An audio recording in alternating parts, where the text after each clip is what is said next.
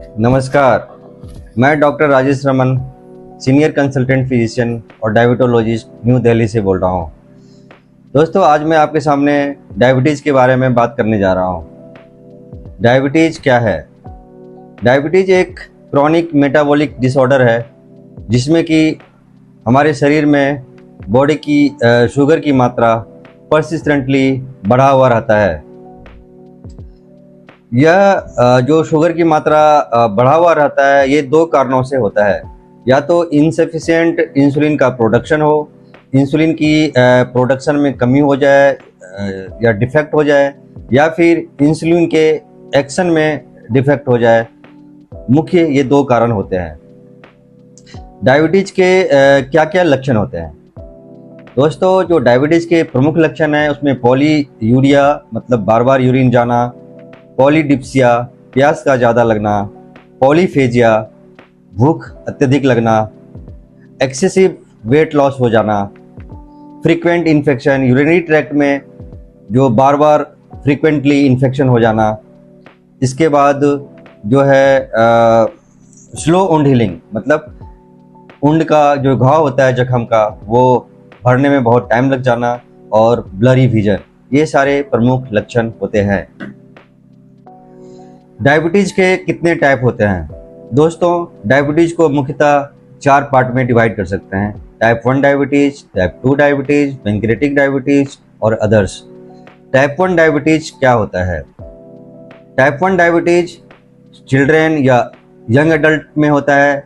इसमें जो beta cells होते हैं, जो पेंक्रियाज का पार्ट है जहाँ से इंसुलिन सिक्रीशन होता है, उसका ऑटो इम्यून डिस्ट्रक्शन हो जाता है, जिसके वजह से इंसुलिन की एब्सोल्यूट डिफिशिएंसी हो जाती है।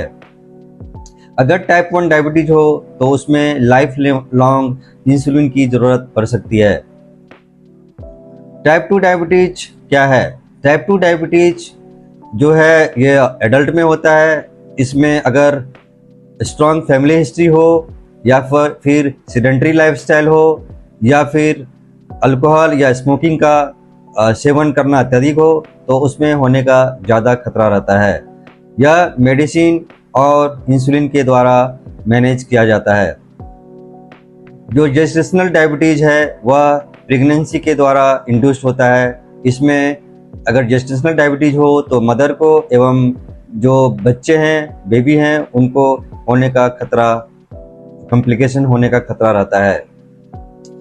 जो अदर टाइप की डायबिटीज है उसमें MODY maturity onset of diabetes of young and LADA latent autoimmune disease of adult, ये मुख्य होते हैं। इसके अलावा जो डायबिटीज होता है पैंक्रियाटिक डायबिटीज, इसमें क्रोनिक पैंक्रियाटाइटिस हो जिसमें कि बीटा सेल्स का डिस्ट्रक्शन हो जाता है, उसकी वजह से भी डायबिटीज होता है, उसको पैंक्रियाटिक डायबिटीज बोलते हैं।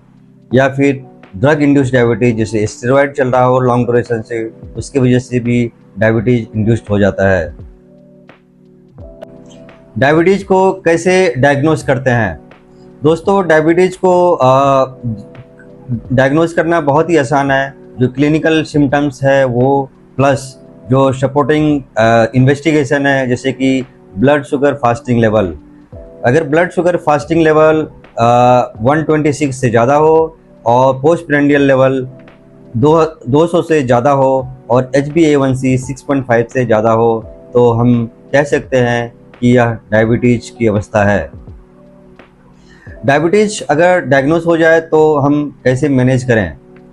डायबिटीज़ दोस्तों 2 पार्ट में हम इसको डिवाइड करेंगे। एक लाइफस्टाइल मॉडिफिकेशन, दूसरा जो ड्रग्स इनटेक। जो लाइफस्टाइल मॉडिफिकेशन है उसमें रेगुलर एक्सरसाइज, डाइट का बैलेंस डाइट, जैसे कि हेल्दी लो कार्बोहाइड्रेट, प्रोटीन्स एवं हेल्दी फैट का सेवन होता है। इसके अलावा जो इसमें ध्यान रखने की चीज़ है, अल्कोहल या स्मोकिंग का जो सेवन होता है वो बिल्कुल नहीं करना होता है। मेडिसिन्स क्या क्या दिए जाते हैं? डायबिटीज़ को ट्रीटमेंट करने के लिए जो दवाइयाँ दी जाती है उसमें मेटफॉर्मिन का एक अहम योगदान है। जो मेटफॉर्मिन का डोज होता है वो 500 mg सुबह शाम या 1 ग्राम सुबह शाम मुख्यतः दिया जाता है। मेटफॉर्मिन के अलावा जो मेडिसिन होती है उसमें DPP-4 इनहिबिटर, जिसमें विल्डाग्लिप्टिन, सीटाग्लिप्टिन, लीनाग्लिप्टिन एक कॉमन मेडिसिन है, SGLT2 इनहिबिटर जिसमें कि डापाग्लिफ्लोजिन, एम्पाग्लिफ्लोजिन एक महत्वपूर्ण दवाइयाँ हैं। इसके अलावा जो दवाइयाँ दी जाती है सल्फोनाइल यूरिया, जिसमें ग्लिमिपेराइड एक महत्वपूर्ण दवाई होती है। दोस्तों, दवाई के अलावा इसमें इंजेक्टेबल का भी रोल है, जैसे कि इंसुलिन होता है, GLP-1 एनालॉग्स होते हैं, उसको भी दिया जाता है जिससे शुगर कंट्रोल हो सकता है। इसके अलावा जो ध्यान रखने वाली बातें हैं उसमें सेल्फ SMBG मतलब self monitoring of blood glucose. दोस्तों, हमें हफ्ते में एटलीस्ट 1 से 2 बार जरूर शुगर का मॉनिटर करना चाहिए। इसके अलावा जो शुगर से होने वाले कॉम्प्लिकेशंस है उसका एनुअल चेकअप बहुत ही ज़रूरी है, जैसे कि आई का एनुअल आई चेकअप, या किडनी के लिए जो हम यूरिन एल्बुमिन क्रिएट रेशियो करते हैं वो करना होता है। इसके बाद फुट एग्जामिनेशन करता है, जो कि पेरिफेरल न्यूरोपैथी एक महत्वपूर्ण कॉम्प्लिकेशन होता है। दोस्तों, अंत में मैं यही कहना चाहूँगा, अगर आपको अभी जो डिस्कस किए हुए कोई भी लक्षण हो डायबिटीज़ के, तो अपना फास्टिंग PP और HbA1c का जांच कराएं और अपने नज़दीकी डॉक्टर को मिले। धन्यवाद।